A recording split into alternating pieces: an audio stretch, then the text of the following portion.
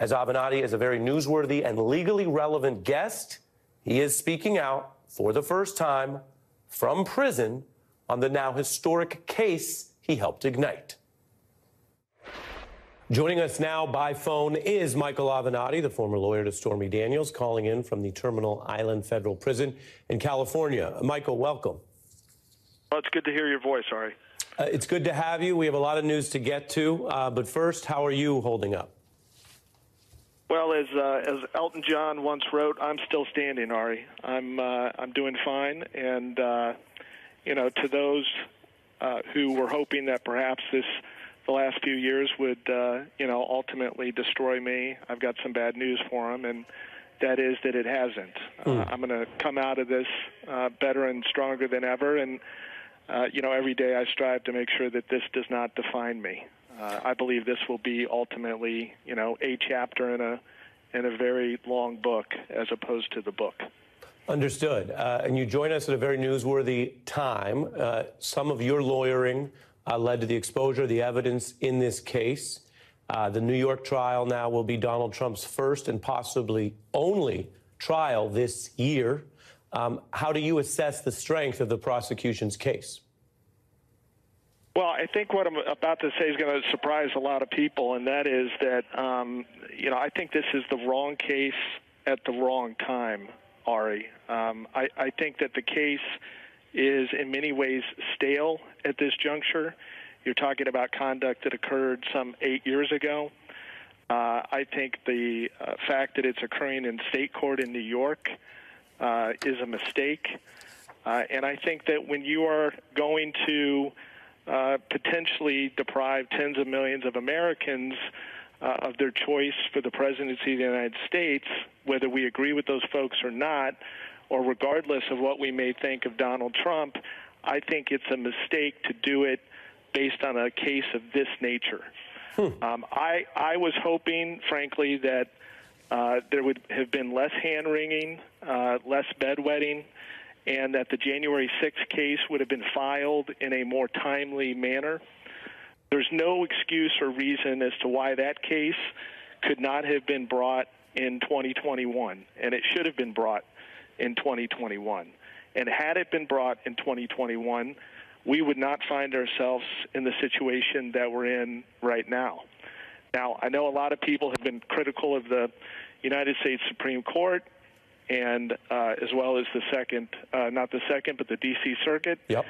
I think those complaints are frankly misplaced. And Michael, have you been in touch with D.A. Bragg's office, and what specifically in evidence or logic do you think is wrong with this case?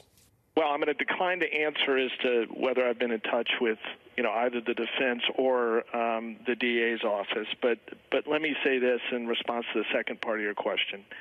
I think the case has a lot of problems. Now, that does not, I don't mean to suggest that means that Trump will not be convicted, because I think he will be convicted because number one, he's a criminal defendant, and in our society, I don't believe the criminal defendants generally get a fair shake. In fact, I think that the percentage of convictions demonstrates that the deck is stacked decidedly against all criminal defendants. Number one. Number two, I don't think that he can get a fair trial in New York. And to the people who claim that, in fact, he can get a fair trial in New York with a New York jury, I would ask them if they were to go to sleep tonight and wake up tomorrow and find out that the case had been moved to Mississippi or Alabama, would they still think that the trial was going to be fair? And I think if they were being honest, they would answer no. So I don't think he can get a fair trial in New York. But separate apart from that, I think the case does have problems. I mean, number one, I don't know who the narrator witnesses are going to be in the case, and by that I mean that every case needs to have one or two primary witnesses who tell the story. From my perspective, I surmise that the DA is going to use potentially Michael Cohen or Stormy Daniels for that purpose. And I think that has the potential to be a disaster. Michael Cohen is and I've never been a fan of Michael for various reasons. He's a serial liar. He's shown himself to be incapable of telling the truth. his legal acumen leaves a lot to be desired. I mean, let's just say that if Learned Hand or Clarence Darrow had a love child, it certainly wouldn't be someone like Michael Cohen. Trump claims that he just paid retainer money, and now it's being prosecuted as basically financial fraud, lying about the expense. You have a lot of experience in this case. Is Donald Trump lying when he says it was all going to just be a retainer? Yeah, I don't believe that, and I've never believed it. And if you go back and look at the interviews, in fact, that you and I conducted back in 2018, I've always scoffed at that and thought it was ridiculous. But my point is one just of trial dynamics.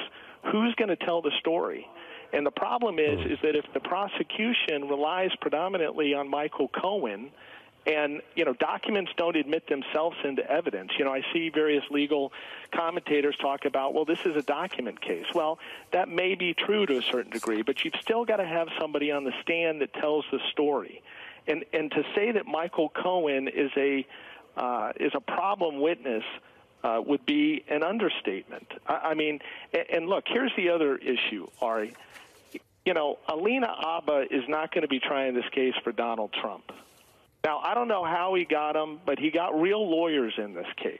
And these lawyers know their way around a courtroom. And I think they're going to have an absolute field day with Michael Cohen on the stand. Well, let me ask you this, Michael, because you said some people might be surprised that you, Michael Avenatti, speaking to us today, see all the weakness in this case. I do want to remind you that back when you were involved, you said Trump should have liability. You said federal prosecutors in New York should present this material to a grand jury for potential indictment of Trump when he was president. So how can you explain going from that then to what you're saying tonight, that you actually think this is a troubled case? Well, I can explain it this way, Ari, and you're absolutely right. I wrote an op-ed in the New York Times in 2018 in October, which predated the criminal investigation into me by about 10 days, coincidentally enough, and I don't believe in coincidences. I wrote that op-ed, and I advocated for the indictment of then-sitting President Donald Trump, and I stand by that 100%. I advocated for federal prosecutors in the Southern District of New York to bring campaign finance charges. And by the way, no cogent explanation has ever been provided by anybody as to who made that decision and why they didn't bring those charges either while he was president or immediately thereafter. And I think that's a question that people need to ask. The problem that I have with this case now, I have a number of problems. First of all, cases are not like fine red wine, Ari. They don't get better with age. And this case hasn't gotten better with age. Number two, I don't believe this case belongs in state court, and I think it rests on a legally tenuous theory, namely that the crime that was attempted to be covered up was a federal election crime. I think that could be a problem potentially on appeal for the state. And number three, let me slow you down, and then you'll go to number three. But you're, just to be clear, saying that with your knowledge of all of this, if the DA is trying to make this stick as a felony, as a serious matter, based on a federal rather than state crime, you think that could be a hole in the whole theory of this case? I do, and I think it's going to be tested on appeal when Trump is convicted. And again, I think he will be convicted. That doesn't necessarily mean it's going to hold up. I believe if you're going to bring a case against a sitting president or a former president who tens of millions of people support, especially in today's day and age with how divided we are, I think it needs to be a rock-solid, lock-tight, nearly perfect prosecuted case, because otherwise you run a huge risk as to what it's going to mean for the country. And I don't believe this case right now is the case. And that's the problem that I have. But I stand behind everything I said in 2018, everything I wrote in that op-ed. And I remain very concerned that no one has gotten to the bottom of what the hell exactly happened with SDNY in 2018. Was that decision made by Jeffrey Berman? Was that decision made by William Barr? Who made that decision, and why was it made to turn a blind eye to Donald Trump's conduct? Well, Michael, you mentioned your history. You also wrote that there are facts and evidence, texts, emails, etc., in the hush money case that have yet to see the light of day, that will be, quote, very damaging to the prosecution. Have those since seen the light of day? What are you referring to? Well, I'm going to be careful about what's been disclosed and who it's been disclosed to. I don't know ultimately if they will see the light of day during the trial. But, you know, Ari, over the course of the representation, my representation of Ms. Daniels, I came to learn a number of things, unfortunately, from her that turned out to be completely untrue. And a lot of that is what led me to terminate my representation of her in February of 2019.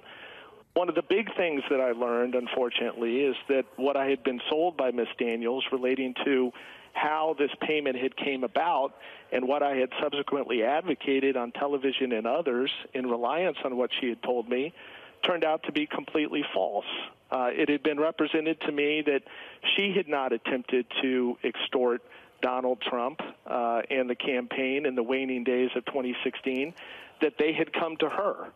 And I believed her when she told me that repeatedly. Unfortunately, in early 2019, I came to learn that that was not true. Does it matter to the legal case who initiated it if, as you said earlier tonight, Donald Trump still lied about it and potentially lied to the government about it? I don't think from a legal perspective it matters, but I think very well from an optics standpoint it could matter. And again, I believe he'll be convicted in the case, but I don't think it's going to move the needle to the degree that some people believe that it will. I think a lot of this is already baked into the analysis relating, for instance, to the campaign. I mean, I've seen the polls and I've seen the pundits talk about that if he's criminally convicted, it's going to be meaningful as it relates to the presidential election. I don't think that's going to be true if he's convicted in this particular case. Let me ask you this, Michael. You've thrown some cold water on what some people thought was a strong case here, and you've also given your analysis of what may happen, and we'll all be watching. At the same time, you have implied that your treatment by the then Barr and Trump Justice Department was harsher than other people may have been dealt with if they weren't in your position. You had become, for a time, a very prominent foe of then President Trump. Do you say tonight that there is evidence that you were treated differently? And if so, does that mean anything for what a second-term Trump DOJ might look like if he were elected? I don't believe there's any question that I was treated differently, and I believe that if anyone is asked that honestly and looks at what happened here, and if they're honest in their answer, I believe that they would answer the same way that I have. Ari, I was indicted in 3 separate cases within 54 days. The government proceeded to stack these sentences on top of one another. I was not treated fairly, and I was treated differently. And I firmly believe, and will go to my grave believing, that one of the reasons I was treated in this fashion was because I was the biggest enemy of Donald Trump in 2018. There's no question about that. And I was also his most dangerous enemy. And finally, what do you say to people listening tonight who think, well, even if that's the case and there was differential treatment, you still were caught and at times expressed, contrition for crimes and crimes related to dishonesty. Why should people take your word on any of this tonight? Well, because I think I demonstrated over a significant period of time and over a couple decades of legal work that I've done a lot of good, that a lot of what I've said is checked out, that I generally have not trafficked in nonsense. There's no question, Ari, that I made mistakes. There's no question that I exercised poor judgment at times. But there's no question that I exercised poor judgment at times.